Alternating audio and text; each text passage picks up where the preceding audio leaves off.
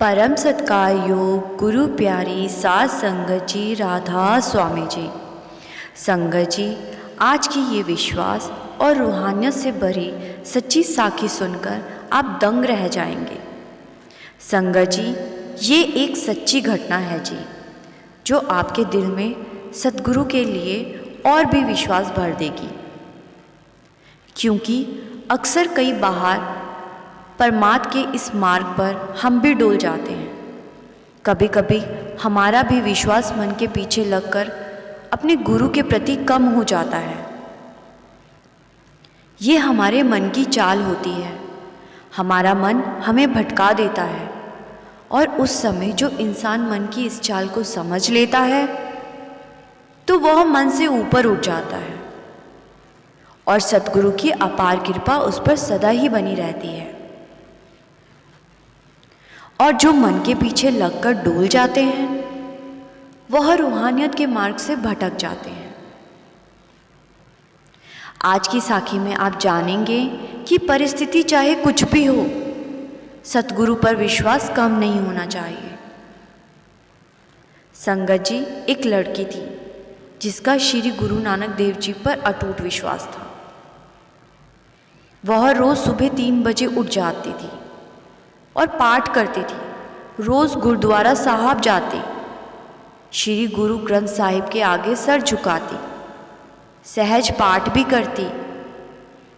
और जब वह छोटी थी तो उसके माता पिता बताते हैं कि इसको शुरू से ही गुरबानी पढ़ने का शौक था। इसकी शुरू से ही इस तरफ लगन थी।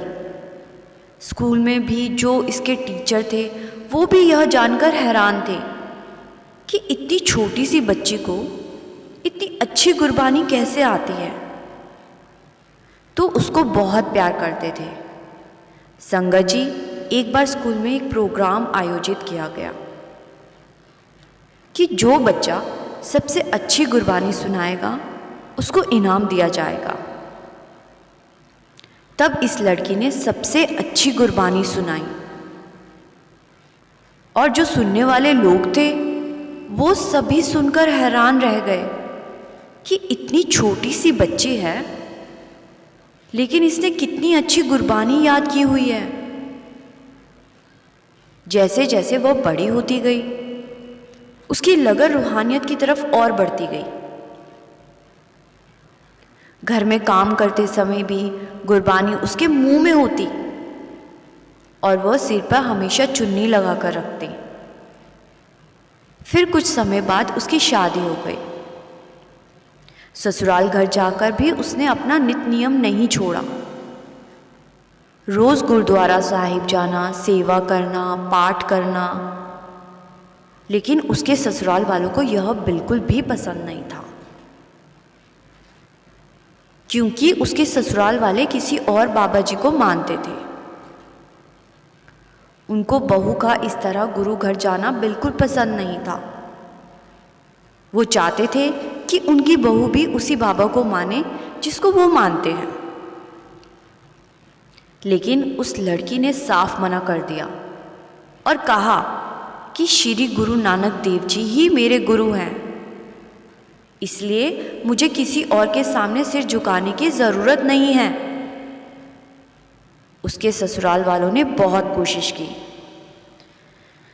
लेकिन उनकी हर कोशिश नाकामयाब हुई और उसके ससुराल वाले कोई ना कोई बहाना ढूंढने की कोशिश करते ताकि वो गुरु घर ना जा सके। लेकिन उनके सभी प्रयास करने पर भी वह नहीं मानी। तो एक दिन उसके ससुराल वालों ने कहा कि अगर तेरे गुरु ग्रंथ साहिब पूर्ण सामर्थ है तो इस महीने की 30 तारीख तक वो आप चल के हमारे घर आए।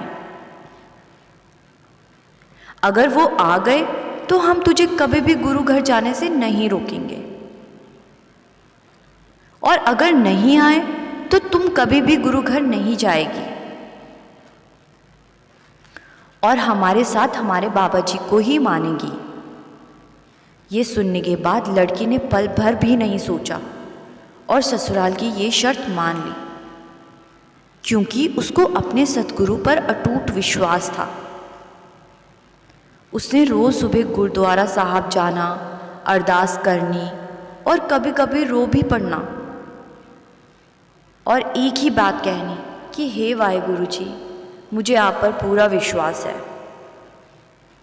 तो ऐसे ही दिन निकलते गए। आखिर 29 तारीख आ गई। 29 की रात उसके मन ने उसको भटकाना चाहा, लेकिन लड़की को सतगुरु पर इतना विश्वास था कि उसने मन की बात अनसुनी कर दी और चुपचाप सो गई।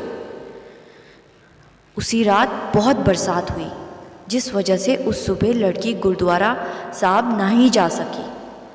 जब सुबह हुई तो उसी गांव के गुरुद्वारा साहब के ग्रंथी साहब ने देखा कि गुरुद्वारा साहब की कच्ची छत से पानी लीक हो रहा है। उन्होंने सोचा कि कहीं कुछ गलत ना हो जाए, तो गांव के कुछ लोगों को बुला के हालत बताते हुए कहा कि सबने यह सलाह की कि जब तक बरसात नहीं रुकती और छत ठीक नहीं होती, तब तक गुरु ग्रंथ साहिब जी का पावन स्वरूप किसी के घर में प्रकाश कर देना चाहिए। तब ग्रंथी जी ने कहा, गुरु घर में रोज एक लड़की आती है जो प्रकाश भी करती है और सेवा भी बहुत करती है। हम लोग गुरु साहिब जी का स्वरूप उसके घर ले जाते हैं। बाकी सब लोग भी इस बात पर सहमत हो गए। तब ग्रंथी साहब और गांव के कुछ लोग गुरु साहिब जी के पावन स्वरूप को पूरे आदर सत्कार से लेकर उस लड़की के घर की तरफ चल पड़े। इधर लड़की के ससुराल वाले सब बहुत खुश हो रहे थे कि आज 30 तारीख है, आज अगर गुरु ना आए तो कल से इसका गुरुद्वारा जाना बंद हो जाएगा। कि अभी वो सोच ही रहे थे कि तभी दरवाजे पर दस्तक हुई। जब सास ने दरवाज़ा खोला तो सामने श्री गुरु ग्रंथ साहिब जी को देखकर वो तो दंग ही रह गई। ग्रंथी जी ने कहा, जल्दी से कोई भी एक कमरा खाली कर उसकी अच्छी तरह से साफ सफाई करो, गुरु साहिब जी का प्रकाश करना है। उस लड़की ने बहुत खुशी खुशी एक कमरा साफ किया और श्री गुरु ग्रंथ साहिब जी का प्रकाश वहां पर किया। उसका विश्वास देखकर सारे परिवार ने उस लड़की से माफ़ी मांगी, क्योंकि लड़की का विश्वास रंग लाया। उसके बाद उसके ससुराल वालों ने कभी भी उस लड़की को गुरु घर जाने और पाठ करने के लिए मना नहीं किया। संगत जी, सद्गुरु हमेशा हमारे अंग संग ही होते हैं, बस हमें अपने मन की बातों में आकर डोलना नहीं चाहिए। संगत जी, इसी के साथ आपसे विदा लेती हूँ। साखी अच्छी लगी तो वीडियो को लाइक, शेयर और इस चैनल को सब्सक्राइब करना ना भूले जी। गुरु प्यारी साध संगत जी, राधा स्वामी जी।